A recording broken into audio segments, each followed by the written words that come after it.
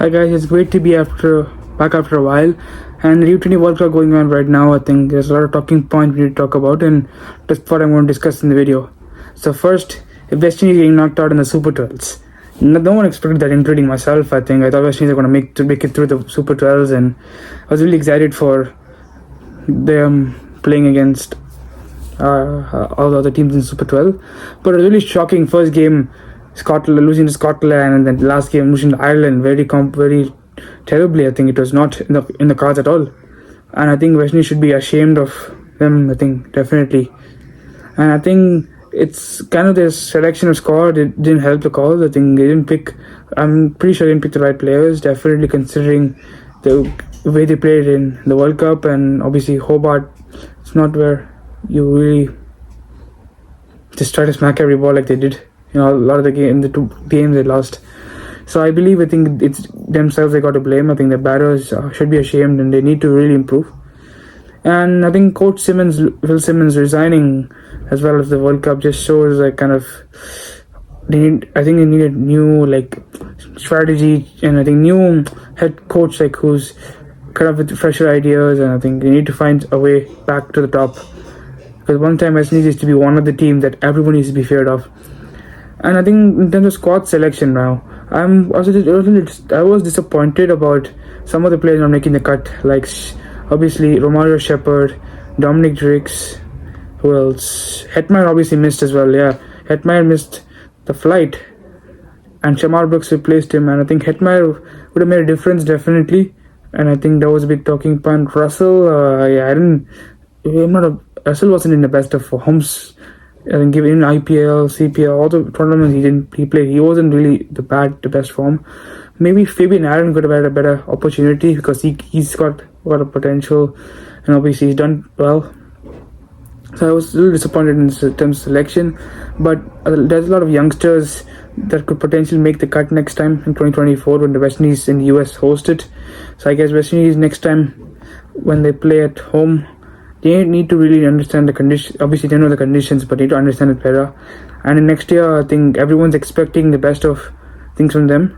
And hopefully next year at home, they can be better than what they did in the last couple of World Cups. And I'm pretty sure Nicholas Pooran, who's a young captain, will understand that this needs something. They need to change and improve as quickly as possible.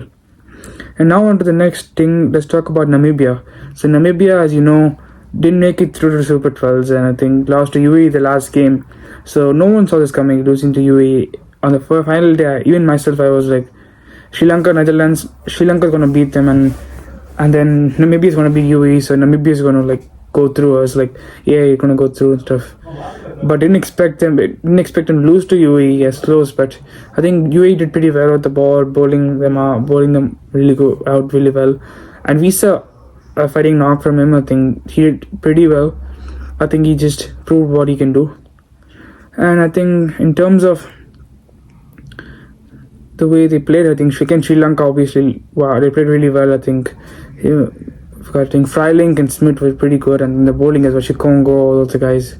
And then I think Dutch they fought, and I think they did a good job. Against UAE, they even fought and got it very close. I think Namibia take a lot of positives from this tournament about how they can really fight and get used to the wicket, and how they can understand the wicket and kind of get it to a better shape. Get into a better shape in terms of runs and with the ball as well. So I guess Namibia have a very good team, and I think they have a good future as well. So on to the next team let's talk about is Zimbabwe. Yeah, Zimbabwe. So Zimbabwe, as you know, made it to the Super 12s, and I think they did pretty well. I think winning 2 games, beating Ireland and Scotland, and then losing the West Indies, but still, I think Zimbabwe did pretty well. I think they got a very good side with the bat and ball. I think especially like Shikandar Raza, and the best name ever in cricket, Blessing Musarabani. To have both these guys in the side, I think is definitely what Zimbabwe wanted, and I'm pretty happy to see. Okay, wow, that they've done well. I think they deserve to be in the Super 12s, and they've done well, pretty well in the last couple of months in cricket, and I think it's well deserved. And yeah, credit goes to the coaches and all the people behind the scenes as well. So yeah, that's Zimbabwe for now. And now we'll move on to our next talking point: India versus Pakistan. As you know, India beat Pakistan by four wickets. Yeah, 4 wickets.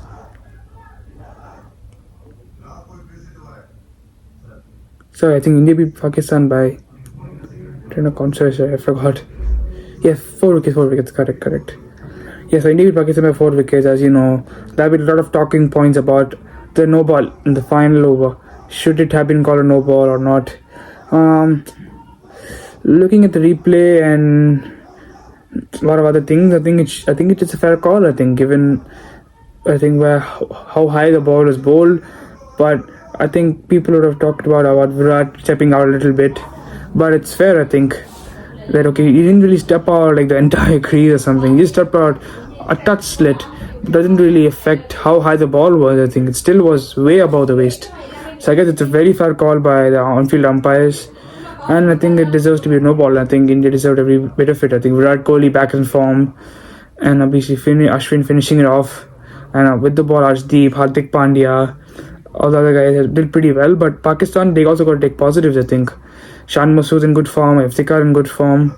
I think if Babar and Rizwan step up for the next game, I think they're doing pretty well. I think they're in pretty good shape, and I think their bowling has been also good. I think Haris Rauf, I think, bowled pretty well to guys like Hardik and Sky and stuff. And I'm pretty happy with Naseem Shah and Haris Rauf as well. Shadab Khan, very happy with the way he bowled. Even Shaheen was alright. I think Nawaz just that 2 overs, the 1 over where he went for 20, Hardik Pandya and Kohli smashing him, and the last over, obviously, I think it disturbed his nerves a bit. But I think Babar can get a lot of positives that okay, but Nawaz was able to get it to the last ball, which just shows how true a fighter he is. I think Nawaz did a pretty good job. And I think looking at Babar's speech to Nawaz, I think he is his hero. I think Nawaz just don't really like look down and say, okay, we lost the match, but just again cricket. I think you still have 5 games to play, and I think you can turn it around easily.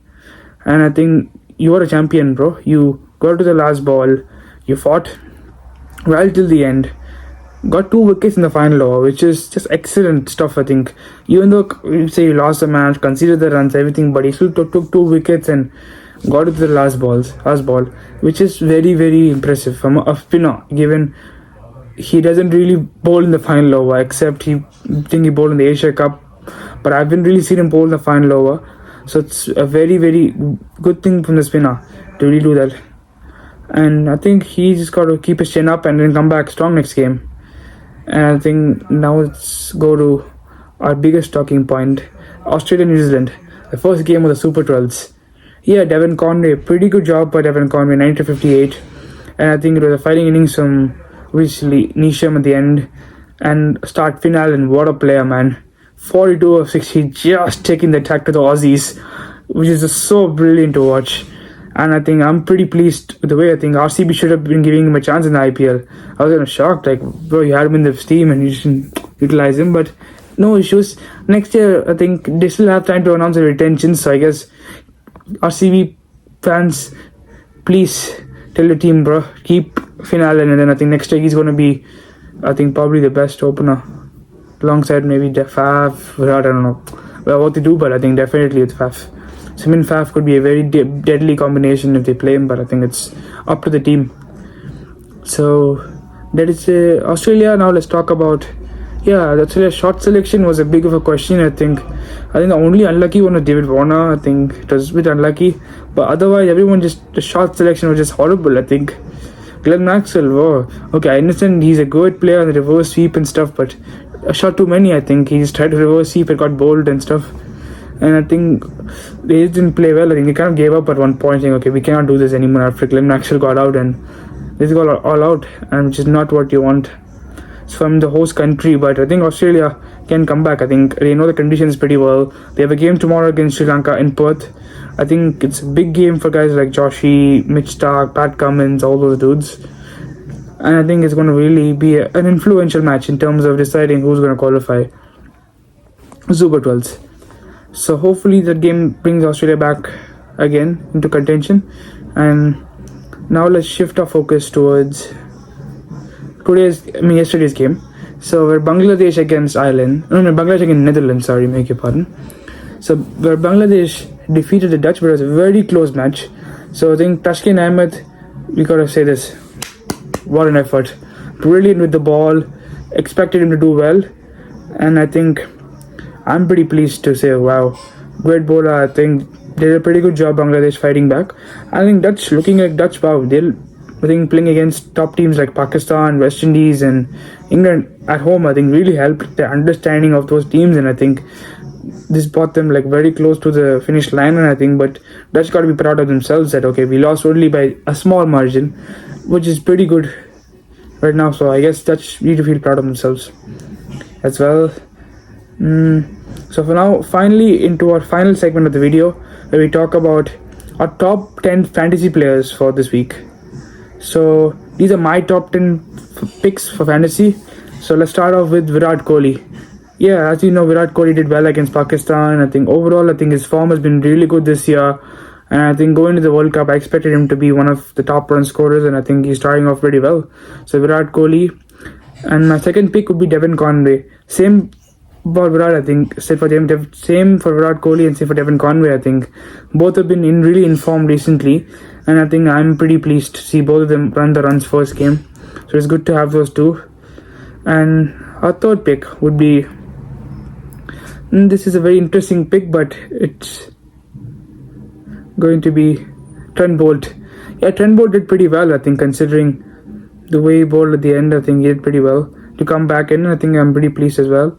And then next pick would be Tim Southee. As you know, he got the wickets and he took early wickets, which is really important in a game. So I'm pretty pleased with the performance Tim Southee put in. And 5, Hardik Pandya, I think. Yeah, Hardik, the ball, 3 wickets, and then also with the bat, I think, staying along with Kohli, and I think that's what he wanted from a lone warrior. And I think Hardik played his role. I think I'm pretty pleased to see them. And number 6 would be Sam Curran. Yeah, 5-4 against Afghanistan. Still take it any day. Doesn't matter if it's against Afghanistan, even against Ireland, but still a 5-4 at the World Cup is just very impressive. And I think Sam Curran, I think he's also been in pretty good form of late, so I think he deserves it, I think. So Sam Curran is my 6th pick. And 7th would be, it's a good question actually, but after today's game, I will go with Quinton de Kock. So yeah, I know the game was a no result. I saw the game, and I think watching de Kock play today, I think just impressed me. Saying, wow, this guy. I knew de Kock has been there in the circuit, experienced guy, but the way he played, really quick, tap, like so fast. So I'm really impressed with de Kock as my number 7 pick. So number 8. This poses a question, but I think this could be a questionable pick, but I will go with Shan Masood of Pakistan. Yeah, I think people might criticize Shan Masood as being a test player and stuff, but still, I think Shan Masood, the way he played against India, I think definitely he's been on form. I think on song, getting a 50 in a crucial match. I think that's what you want. And alternatively, Iftikhar Ahmed could have been my pick, but Shan Masood deserves it more, so I guess Shan Masood. So number 9, another player from Pakistan, Haris Rauf. Yeah, Haris Rauf, obviously playing at the Big Bash for Melbourne Stars really helped his knowledge. I think even though he conceded the 2 sixes against Virat Kohli, but before that he only gave 3 runs in the over.